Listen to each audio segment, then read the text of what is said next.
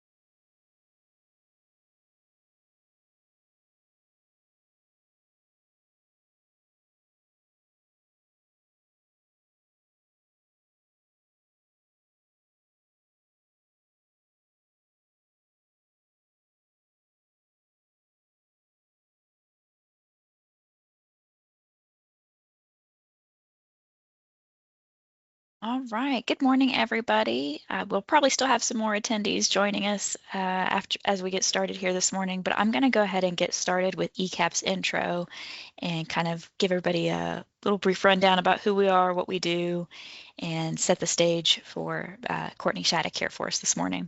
So thank you all for joining us as we learn a little bit more about Kentucky's voluntary environmental audit privileges. Oh, no audio.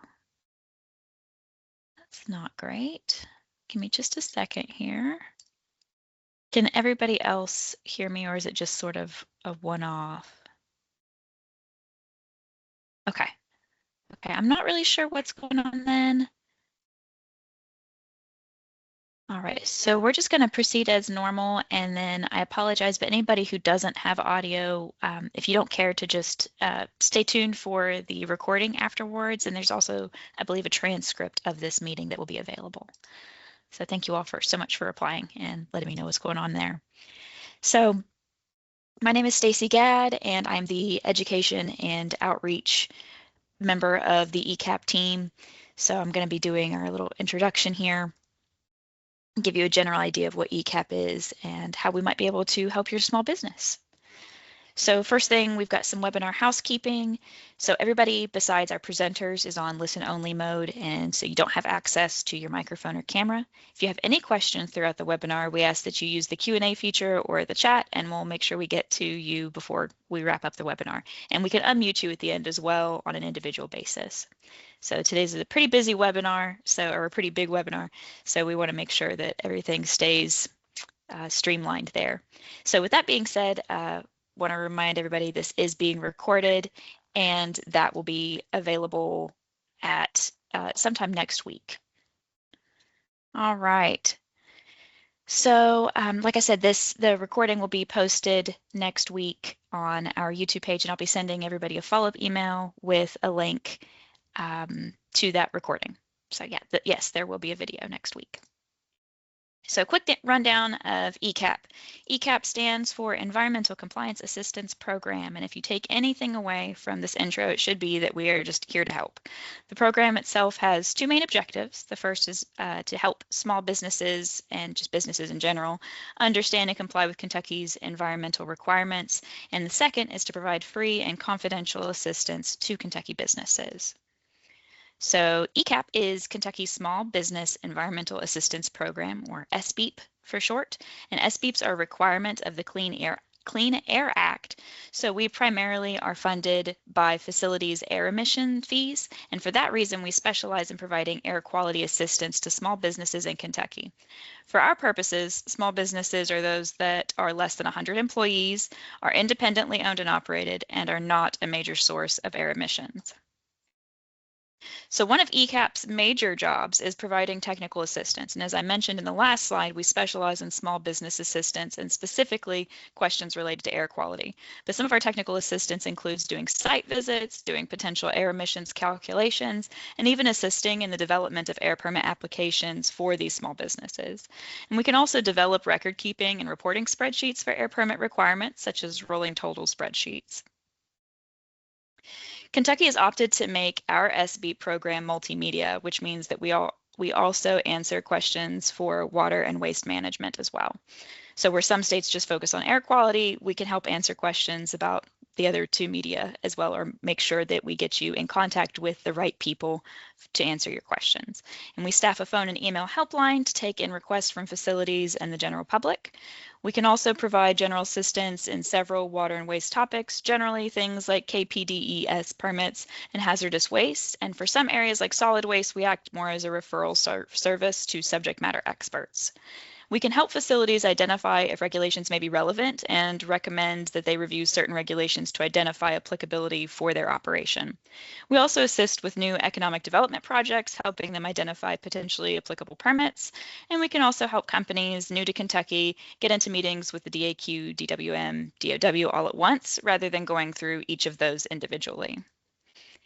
So last, but certainly not least, ECAP also develops educational documents for the public, and this can be anything from a quick one-page fact sheet on new regulations or regulation changes to 80-page compliance documents that cover just about every potential regulation a facility in a specific sector might need help with or need to be concerned with. And all of those documents are housed online in our resource library on our website. So we also hold training events and workshops like the one you're in today. And along with our ECAP RECAP webinar series, we also host our Air, Water, and Waste 101 series in the fall, which is kind of an introductory level workshop regarding air, water, and waste regulations. So what doesn't ECAP do? So I've talked a little bit about what we do, but it's important to note what we can't do. And we do not issue notices of violation or NOVs.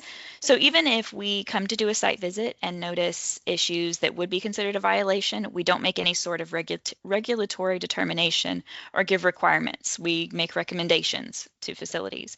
We don't have any regulatory authority. So as I said in the beginning, we're just here to help. We also do not interfere with any inspector activity or anything covered in an inspection report. Our enforcement discretion does not supersede any of that. So ECAP cannot act solely as a corrective action or remedial measure following an inspection report or an NOV, but we can assist a facility meet the requirements. We just can't be the only remedial measure there. So I mentioned a few times now that our services are confidential and we do not report on potential violations outside of a few exceptions that involve like health and safety, like immediate health and safety. The department did create an enforcement discretion policy for the ECAP program. And the important part of this discretion is that facilities that work with ECAP are given a reasonable opportunity to correct violations before they're brought to the regulatory agencies. So we have some more recaps coming up in the beginning of the next, well, the only official one we have scheduled right now is for April, but we will have some before our 101 workshops kick off in the fall. But we do have a data centers ECAP recap coming up at the 9th of next month, and there'll be a reminder sent out about all of that. You can also subscribe to our blog, Simplifying Compliance, to get email notifications and more details when those are available.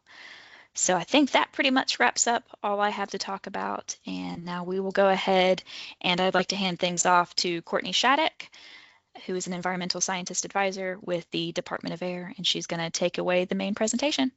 Thanks. Wonderful. Thank you so much, Stacy. Let me share my screen. All right. Well, my name is Courtney Shattuck. I work for the Kentucky Division for Air Quality. I am an environmental scientist consultant 1 with the field operations branch. Part of my job duties is helping to review these environmental audit disclosures specifically for the Division for Air Quality. So my expertise is limited to air, but the process is the same regardless of the division. And if you have specific waste or water questions, I'll have to defer to my counterparts, but luckily they are on the call today too. So hopefully we can get all of your questions answered. Thank you to ECAP for inviting me specifically to be here today to talk to you guys a little bit about environmental audit voluntary disclosures. And full disclosure, this is a lot of words. This presentation is a lot of text from the regulations, so apologies if it's a bit boring. All right, so the Kentucky Revised Statute 224.1-040 is evidentiary privilege for environmental audit reports, exceptions, restrictions on civil penalties. So this is what we're going to talk about today. So before we jump into the criteria for environmental audit disclosures, we need to define some key terms. And these are defined in KRS 224.1-0401. So the first key term that we need to talk about is an environmental audit. That means a voluntary, internal, and comprehensive evaluation of one or more facilities or an activity at one or more facilities regulated under KRS Chapter 77, or this chapter, or federal, regional, or local counterparts or extensions thereof, or of management systems related to that facility or activity that is designed to identify and prevent noncompliance and to improve compliance with statutory or regulatory requirements. This next part is key. An environmental audit may be conducted by the owner or operator, by the owner or operator's employees, or by an independent contractor. The next key term is an environmental audit report. An environmental audit report means a set of documents, each labeled environmental audit report privileged document, and prepared as a result of an environmental audit. An environmental audit report may include field notes and records of observations, findings, suggestions, conclusions, drafts, memoranda, drawings, photographs, computer-generated or electronically recorded information, maps, charts, graphs, and surveys, provided the supporting information is collected or developed for the primary purpose and in the course of an environmental audit. An environmental audit report, when completed, shall have three components. An audit report prepared by an auditor, which shall include the scope and date of the audit and the information gained and the audit together with exhibits and appendices, and may include conclusions and recommendations. The second thing it has to include is memoranda and documents analyzing part or all of the audit report and discussing implementation issues. And the third thing is an audit implementation plan that addresses correcting past noncompliance, improving current compliance, and preventing future noncompliance. A voluntary disclosure means the prompt reporting to the Air Pollution Control District established under KRS Chapter 77 by the owner or operator of a facility of a voluntary discovery of a violation of KRS Chapter 77 or any rules, orders, or administrative regulations promulgated pursuant thereto, or to the cabinet by the owner or operator of a facility of the voluntary disclosure of a violation of this chapter or the administrative regulations promulgated pursuant thereto prior to 1, the commencement of a federal, state, or local agency inspection or investigation, or the issuance by that agency of an information request to the owner or operator of the facility, the filing of a notice of a citizen suit filed under federal or state law, the filing of a complaint by a third party, the reporting to a federal, state, or local agency of the violation by an employee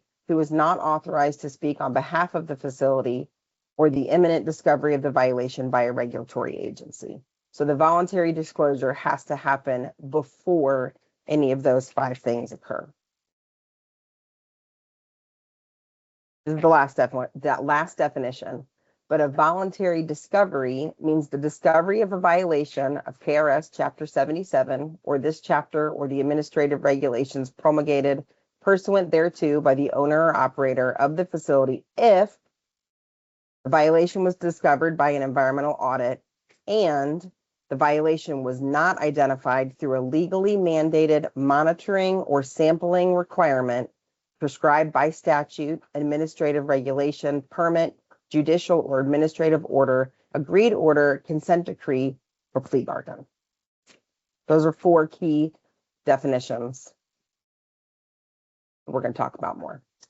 So KRS 224.1-0402 addresses confidentiality. It states that in order to encourage owners and operators of facilities and persons conducting other activities regulated under KRS Chapter 77 or this chapter, or its federal, regional, or local counterparts or extensions, both to conduct voluntary internal environmental audits of their compliance programs and management systems, and to assess and improve compliance with statutory and regulatory requirements, an environmental audit privilege is created to protect the confidentiality of communications relating to voluntary internal environmental audits. And then sections 3 through 6 continue to address privilege. The bottom line on this is that environmental audits are kept confidential. The documentation that you send to us is confidential. Everything related to an environmental audit is kept confidential and will not be included in any kind of CORA request, Kentucky Open Records request that we may get. Everything is kept confidential. KRS 224.1-0407 states that nothing in this section shall limit, waive, or abrogate any reporting requirement in accordance with Chapter 77 or this chapter or permit conditions. You still need to do all reporting requirements that are required. Now we're going to get into the meat of what the criteria are in order to get an audit privilege or an audit disclosure approved. So 224.1-0408 states that the cabinet shall not seek a civil penalty against a facility for a violation of this chapter or the administrative regulations promulgated pursuant thereto, and an air pollution control district shall not seek a civil penalty against a facility for a violation of KRS Chapter 77 or the rules, orders, or administrative regulations promulgated pursuant thereto if, and there are 7 criteria that need to be met in order for the cabinet to not seek civil penalty.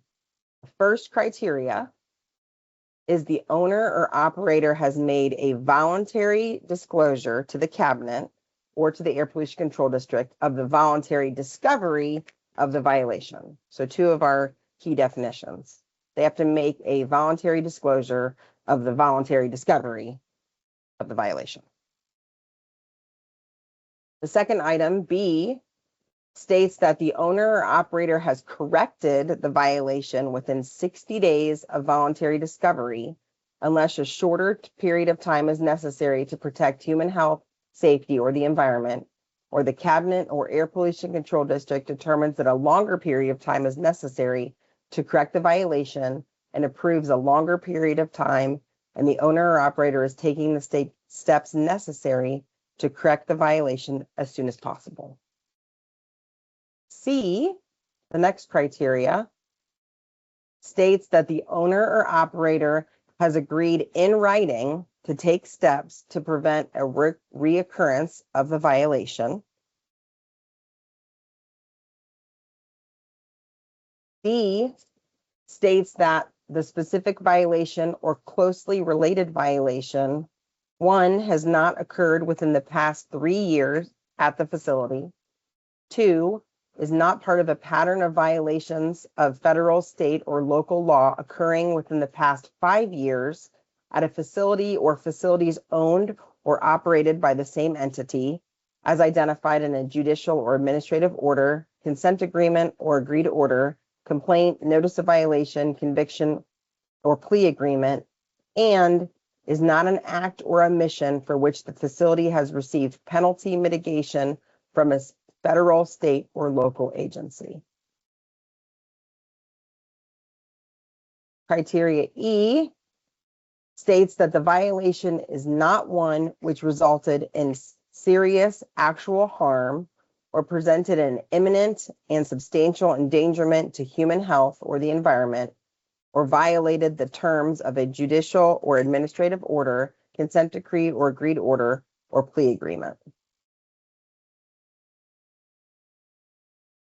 Criteria F says that the violation is not one which resulted in significant economic benefit, which gives the violator a clear advantage over its business competitors. And the last criteria is the owner or operator of the facility cooperates as requested by the cabinet or the air pollution control district and provides information as necessary to determine the applicability of this section. So those are the 7 criteria that need to be met in order for the cabinet to not seek civil penalty. So what are the steps for submittal of an environmental audit disclosure? So you want to submit the environmental audit voluntary disclosure to the Department of Environmental Protection. You can send it to the commissioner's office or you can send it to the division director. Many times these audit disclosures are multimedia. If it's multimedia, I would suggest sending it to the commissioner's office and they will make sure that it goes to the correct, air, water, waste. If it's specific to just one media, then I would probably send it directly to the division director. But if you send the audit disclosure to the commissioner's office or the division director, it will get where it needs to go. Because these are kept confidential, you do not want to send an environmental audit disclosure through our electronic database through eForms. You need to send them via mail, whether that's FedEx, UPS. If you want to hand deliver it, that's fine. Just please do not use our electronic eForms database to submit these. The submittal should clearly state the discovered violations.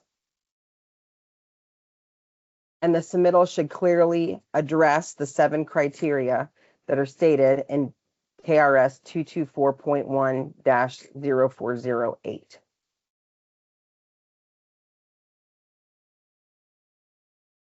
So then the Kentucky Department of Environmental Protection will issue a letter acknowledging that we received the environmental audit disclosure. You should get that promptly upon our receipt of getting the disclosure. We may request additional information if needed. If the original submittal did not have all the information that we need, if you didn't clearly address the criteria, if the violations, how long they occurred or when they occurred, that sort of thing is not clear, we may request additional information. And sometimes that request for additional information is included in the initial acknowledgement letter. We will review all documentation against the criteria in KRS 224.1-0408. And we'll issue a letter stating that the environmental audit voluntary disclosure either met or did not meet the criteria. So a couple additional information about audit disclosures. So in the Division for Air Quality, we receive around, maybe 5 or 6, a handful of these per year. And many times these are submitted when there's an ownership change. A new company comes in, buys an existing facility, takes over their air permit, and we'll do a comprehensive audit to make sure that all the equipment is included in the permit, that they're doing everything correctly, that sort of thing. Many times audit disclosures are submitted by legal counsel, by attorneys on behalf of the facility, but this is not a requirement at all. Some examples of violations that were presented in audit disclosures for air quality could be failure to obtain a permit, incorrect emission calculations, like maybe they discovered they were using the wrong emission factors or control efficiencies, after doing a comprehensive audit. Discovery of emission points that were not on the permit. This is one that we typically find when there's been a change in ownership. Typically, an emergency generator, a fire pump, that sort of thing is what people will typically find with these audit disclosures for air quality. So that's all that I have officially to present. It's not very exciting. It's a lot of reading of the regulations, so I apologize. If you guys have specific questions about the audit disclosure process, I'm more than happy to answer them. I don't know if there's anything in the chat. I'm not able to see the chat currently. I don't have any specific questions in the chat, other than wondering if the slide deck is going to be available after the meeting. You cool with me sending that out? Sure. Yep. Okay. Then yeah. I talked too fast. Hi, Courtney. This is Scott Gerstner.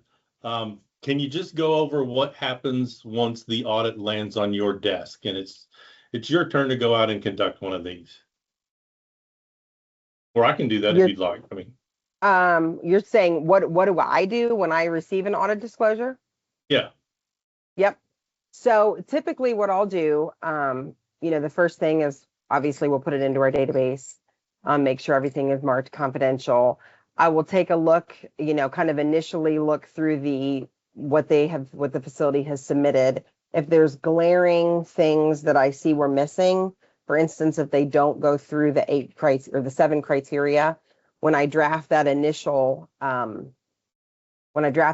acknowledgement letter, I will go ahead and request the additional information. And then after that acknowledgement letter is sent out, we actually have a checklist that we've created where we will go through and check off each of the different criteria that are in there. I will go back into our database and see, has there been a history of this specific, violation that they disclosed at the facility, gather whatever information I can. A lot of times I'll reach out to the regional office and ask them, have you had any issues with this facility with this specific thing before?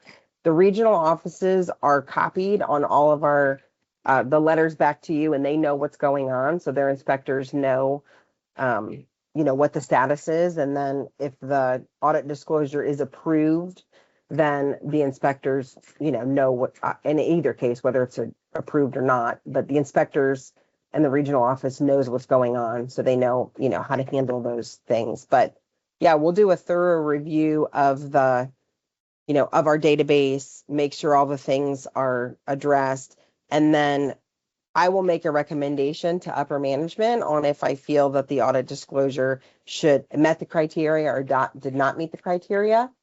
And then the division director is involved, and then these audit disclosures are actually signed off by our commissioner's office. They're the ones that do the final signature, so they know what's going on. So it goes all the way up, the chain of command. And if everyone is in agreement with what we have found with our recommendation, then those letters will get issued and sent out to the facility. Did that answer? Yeah, it does. But do you actually go out and visit the site and follow up on this? No, nope. These audit disclosures are all done in the office. And it's just a review of the information that they have provided to us. Okay. I think it's maybe important to note that I'm Scott Gerstner. I work with the Division of Waste Management. I'm an environmental scientist consultant. I've done a handful of these over my career, not a whole lot. But when they get to me, it's already been through everything Courtney has discussed. And it's basically my time to go out and take a look at the site. I always, do a file review like I was going to be doing a normal inspection, all of the things that Courtney mentioned. I do, make a call and, hey, make sure that the correct people are going to be there. That would be kind of pointless to just show up unannounced. And basically just do a normal hazardous waste inspection. Haven't ever gotten anything of these for UST or solid waste type things. They've all been hazardous. We use the exact same checklist that we use on a normal hazardous waste inspection. We would make the exact same comments that we would do and issue our report. I've had them go both ways, where I had one facility that was in perfect shape and another company that had submitted one of these and they still had a lot of work to do. So it can go either way, but we're not citing anything. You've got, I think, was it 60 days to come into compliance? So, you know, we're just basically giving advice at this point and letting you know what our requirements are. So if that's helpful, there you go. Yeah, thank you so much for sharing that. It is interesting how the divisions can do things slightly differently. Yeah, thank you guys so much. Somebody was asking in the chat, if a facility is in Louisville, do they send their disclosure to KYDEP or the Louisville Air District? That's a great question. For air quality issues, you would want to send it to the Louisville Air Pollution Control District. If your environmental audit was multimedia and involved air, water, and waste, make sure that you send the Louisville Air Pollution Control District the air sections, and then, you know, the state of Kentucky air and or waste and water would get the other medias. Right, makes sense to me. And then somebody else was asking, can you give an example of what types of audit disclosures are received for waste and water? So I think that's a question more for Scott or Stephanie there. In my case, it was like Courtney mentioned, a company had purchased a company and they conducted their own internal audit. They had a consultant do it. They just wanted to make sure they had everything in you know, that they needed. They got in very good shape before I even got the audit. So it was just a matter of confirming all of that. For water, I'm not really sure. I was going to say it's similar because I know last year we had one where the company had changed hands, but then sometimes it could just be maybe a new site that they went through everything, and they might say, I realize I need a permit and I need to do a groundwater protection plan. So, I mean, it could be as simple or exhaustive. So, you know, so it's varied. I know that's not a very good answer, but that's kind of what the truth is.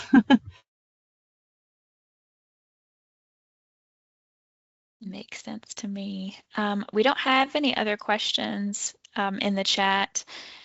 If anybody else is welcome to chime in or raise your hand if you'd like me to take you off mute for a second. If it's easier, just ask a question that way. You're welcome to do that as well.